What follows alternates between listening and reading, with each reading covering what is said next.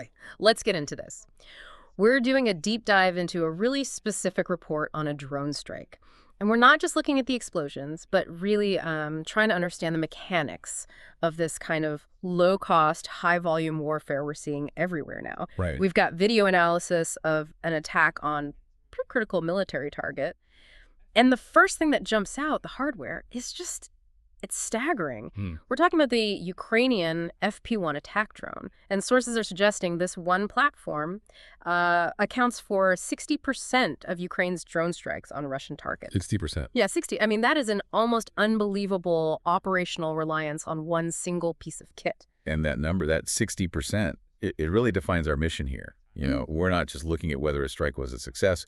We're using this single attack as a microcosm to get at the real capabilities of these weapons. Okay. We need to understand, target hardening. What are the actual limits of these cheap drones, and what kind of strategic trade-offs are being made on the ground every single day? And we have to stop right there on the hardware itself, because FP1 isn't a name that everyone knows, not like a big cruise missile.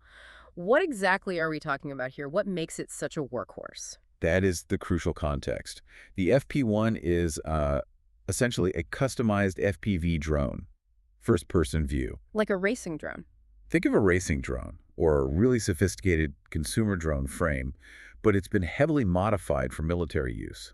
Its key feature is just how cost-effective it is. It's cheap enough to be completely disposable. And the payload, it's not carrying a huge bomb. No, not at all. Yeah. It's likely carrying something like a repurposed grenade or a small custom explosive charge. We're talking maybe 1 or 2 kilograms. Yeah. And that's what allows for this mass deployment. So it's basically a high-precision, disposable delivery system for a very small explosive, an eye in the sky. Exactly. And its whole operational style is defined by that low cost. This strike we analyzed, the one on the Shahed launch site in Crimea, it shows this perfectly. Well, in a lot of other attacks we've seen, you'd have a separate, expensive spotter drone flying high above, filming the whole thing in HD. Yeah. With the FP1, there's none of that. It operates alone. So the drone is the camera and the warhead, all in one. Right. So the footage we get is always its own point of view right up until impact. Which means you never get that sweeping bird's eye view of the total damage afterward. It simplifies the mission, I guess, but you sacrifice that really clear battle damage assessment. Precisely. It flies independently. The pilot uses line of sight or GPS for the final dive, and that simplifies the whole operational loop. But it leaves analysts and us with just these momentary glimpses of the final result. It's a choice quantity over guaranteed high-fidelity information. That's a great way to put it. Yeah. Okay, so let's ground this specific operation. The target was a Shahed launch base. Where was this, and what makes that site so important? This was in the eastern part of Crimea, which is obviously strategically critical for any operations into southern Ukraine. But what's really fascinating here is the history of the site itself. It wasn't built last year. It's a converted piece of heavy military infrastructure. It was actually a former Ukrainian army base that Russia took over and repurposed. What did it used to be? Well, originally it was an S-200 surface-to-air missile battery site. An S-200, wow. Yeah, heavy Soviet-era long-range defensive systems. So this place was specifically designed and built for heavy protection. It's not just some shed in a field. This is a complex that was meant to survive an attack. So you have this ultimate low-cost weapon, the FP1, attacking this high-cost, historically fortified location, a Soviet-era behemoth now launching cheap drones. So based on the video, what did these little FP1s actually manage to do? The overall assessment from the analysts was pretty measured. The phrase was that the drones did some decent work. Decent work. Okay, that needs unpacking. Right. The visual evidence showed multiple sort of localized fires. They seemed to be concentrated in a storage area, not necessarily hitting a central command building or anything. But we did see some specific hits, right? We did. We saw clear damage to one structure, fire, a scorch mark on a wall, and very clearly a hole in a roof where a drone had obviously gone through and caused a bit of a collapse. Yeah. The most dramatic shot was a large fire burning at what looked to be a big storage warehouse. It confirms they're accurate, they hit what they're aimed at, but it doesn't confirm total destruction of the base. And this is where that high-volume strategy gets, well, kind of terrifyingly clear. And it speaks to the limits of that 1 or 2 kilogram payload. There was one specific building that had been hit before. Not just once. That one building, it tells the whole story. It's attrition versus immediate destruction. We saw documented damage from a past strike. You could see a fire mark near the entrance. Then the roof was already partially collapsed from another Even earlier drone hit. And then this drone. And the FP1 from the current video was seen flying directly into that existing hole in the roof. Wow. 3 hits on one building. That seems almost wasteful unless you know exactly what you're doing. What does that persistence tell you about the FP1's effectiveness against these hard structures? It tells us two critical things. First, their targeting intel is excellent. They know where the weak points are. Second, and this is the big one, it confirms the physical limitation of the FP1. The payload. The payload. If you can't carry enough explosive to destroy heavy infrastructure in one go, you have to shift to a strategy of attrition. You hit the building again and again using the damage you've already caused until it's just.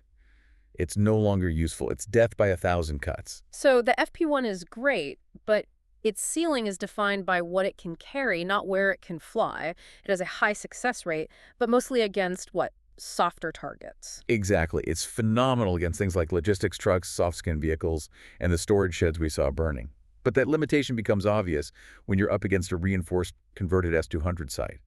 The analysis ultimately concluded the FP1 just may not have the payload to cause significant structural damage to those concrete buildings. It causes fires, it causes damage, but it doesn't neutralize the base in one go. Okay, so if the FP1 is doing decent work, but not mission accomplished, then planners must be thinking they need a real knockout punch for those heavy structures. And this brings us to the alternative weapon that was mentioned in the source material. That's right. The analyst, looking at all this, concluded that this kind of target warrants a Flamingo missile.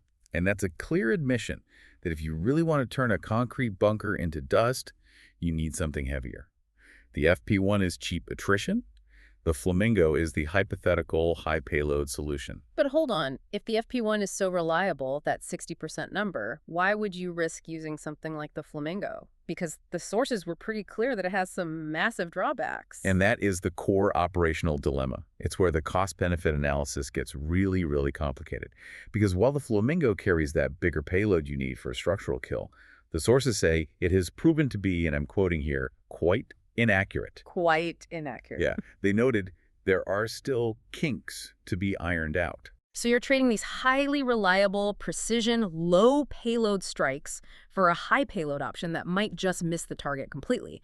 That's the classic reliability versus power dilemma, right there in real time. It is. Planners are constantly making this choice. Do you go with the high volume, high precision against light targets FP1 and just accept attrition as your strategy? Or do you swing for the fences with the heavy, expensive, but currently unreliable Flamingo? You bet on that potential for one decisive hit. And the fact that they're even talking about the Flamingo means that sometimes that attrition strategy just isn't enough. Sometimes you need that single, decisive strike capability, even if it comes with a huge operational risk right now. So coming back to the specific FP1 attack, what was the final word on the launch site's condition? After all these hits, was the base shut down? The conclusion from the analysis was pretty sobering. Despite all the damage, the fires, the holes in the roof, that triple-hit building, the head site would almost certainly still be active. And why is that? The reasoning was straightforward. There's plenty of structures and sheds and storage areas remaining. The attack caused a ton of tactical inconvenience, localized destruction, yes, but it did not deliver that strategic incapacitation that would stop Shahed launches entirely. And that difference, tactical disruption versus strategic neutralization, that is absolutely key to understanding these reports. Which brings us to the next point. If the base isn't shut down, Russian operations continue, which means nearby Ukrainian units need constant support to stay operational. That's where logistics kick in. Exactly. Warfare is logistics just as much as it's firepower. The drone attack is just one piece of the puzzle. Immediately after the strike report, we saw very specific, very real requests for assistance from units in the area. And it highlights that even in the age of drones, success often depends on having a working engine. What kind of requests were in the source material? Two really pointed requests for basic mobility. First, the Tempest Group of the 3rd Army Corps put out a request for a pickup truck. Not for weapons, but explicitly for logistics and transportation, moving supplies, personnel, equipment. They sent their request to NAFO and the charity fund, Help 999. And that's so interesting because it shows how decentralized this has become. These units are reaching out directly to these huge online communities like NAFO or major charities instead of just waiting on a slow, central military supply chain. It's a perfect illustration of how logistics is happening in parallel now, top down and bottom up. And there was a second request, this one focused on defensive mobility. The Anti-Aircraft Defense Battalion of the 25th Separate Airborne Science Brigade, also reached out. And what did they need? They needed help buying a high-mobility SU vehicle to support their operational tasks. This shows you that even right after a successful strike, the most pressing need for your own forces is hardening your own defenses and making sure you can move. You need that pickup to bring ammo, and you need that high-mobility vehicle to reposition your air defenses before the other side can hit back.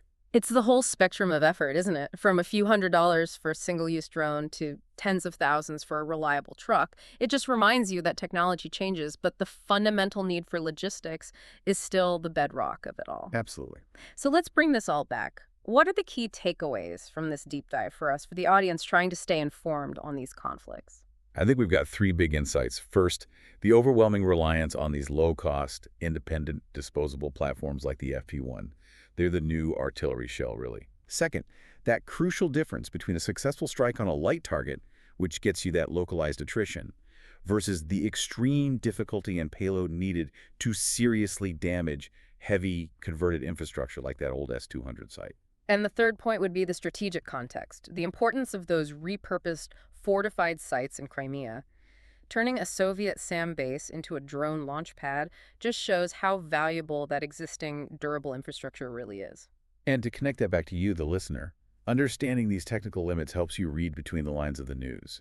If you see a headline that says 100 drones hit a base, your first thought shouldn't be that the base is gone. Right. You now know that high volume with these low payload drones might just mean significant localized damage. It forces the enemy to repair and adapt, but it doesn't necessarily deliver that strategic knockout.